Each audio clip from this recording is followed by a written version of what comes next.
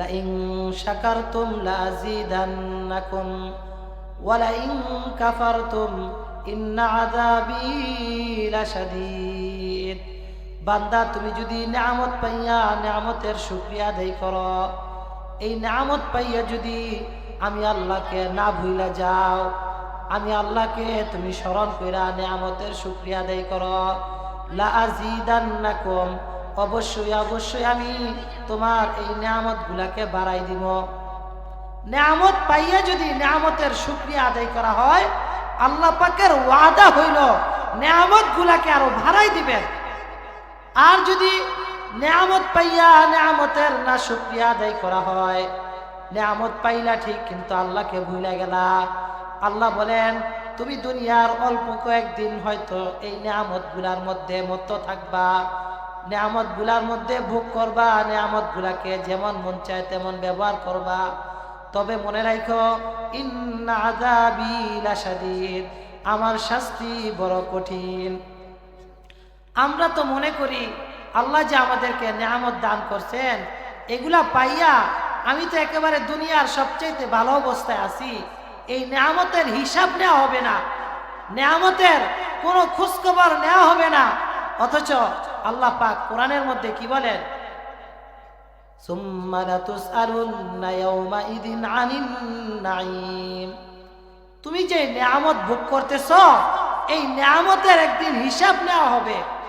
মনে করো না তোমাকে এরকম জাতাভাবে দুনিয়ার মধ্যে ছাইরা দেওয়া হয়েছে, তুমি এগুলাকে ভক্ষণ করবা, এগুলাকে গ্রহণ করবা, তোমার কোনো হিসাব নেওয়া হবে না। না, এমন একদিন আসবে যেই দিন তোমার থেকে তোমার নিয়ামত গুলাকে এরকম ভাবে পরিপূর্ণভাবে হিসাব নেওয়া হবে।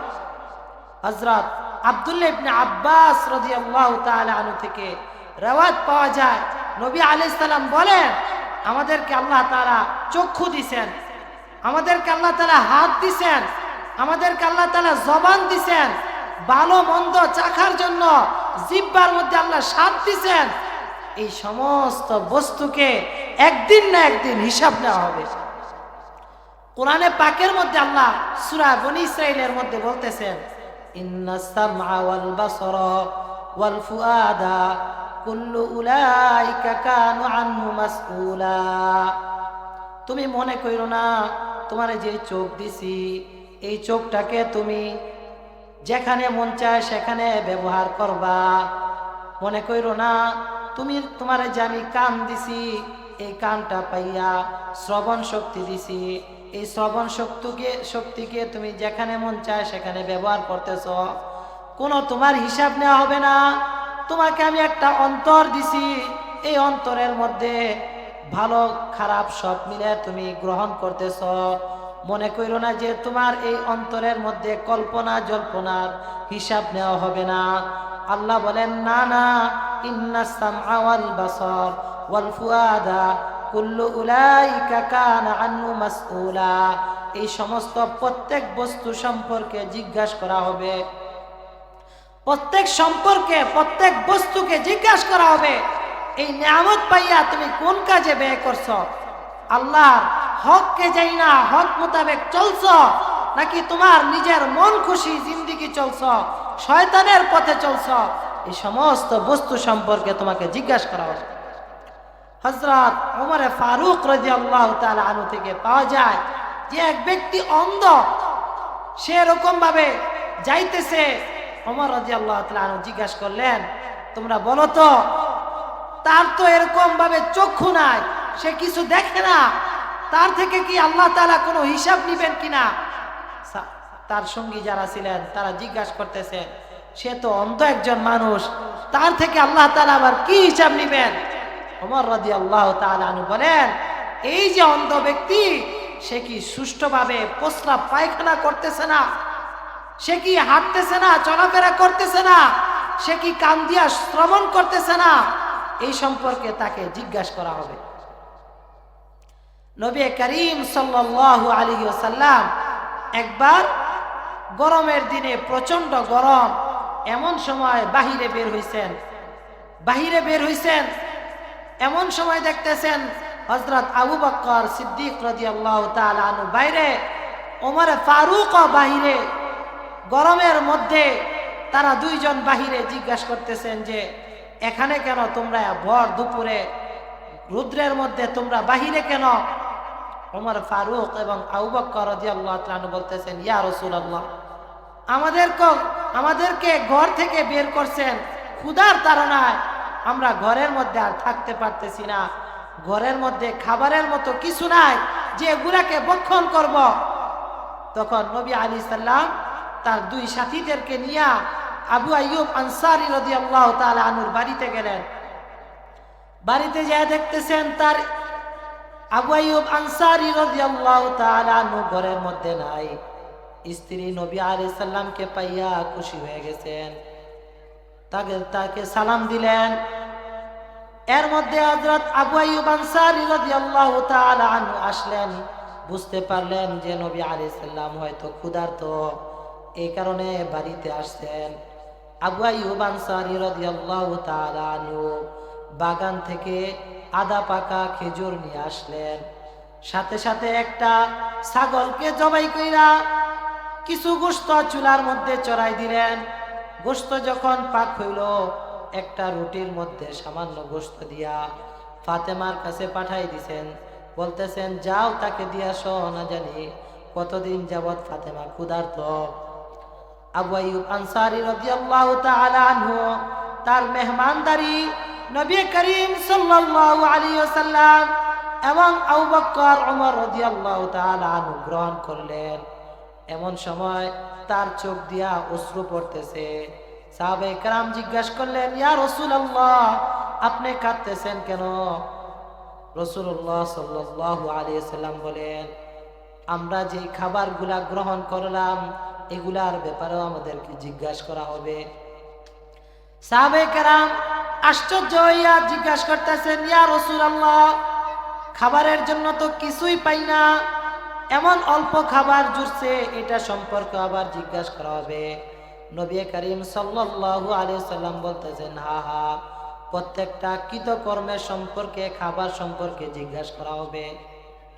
প্রত্যেকটা বস্তু সম্পর্কে আপনাকে আমাকে আল্লাহর দরবারে জিজ্ঞাসা করা হবে।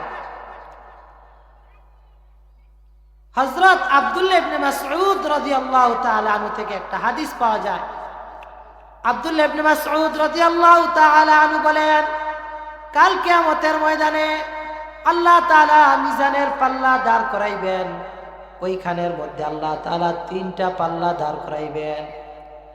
একটা পাল্লার মধ্যে আল্লাহ তাআলা নেক আমলকে মাপার জন্য দাঁড় করাইবেন, আর একটা পাল্লার মধ্যে গুনাহকে মাপার জন্য দাঁড় করাইবেন। আরেকটা পাল্লা কায়েম করবেন, যে পাল্লার মধ্যে বান্দা দুনিয়াতে যে সমস্ত নেয়ামতগুলা ভোগ করছে এগুলার হিসাব নেওয়া হবে, এগুলার হিসাব নেওয়া হবে।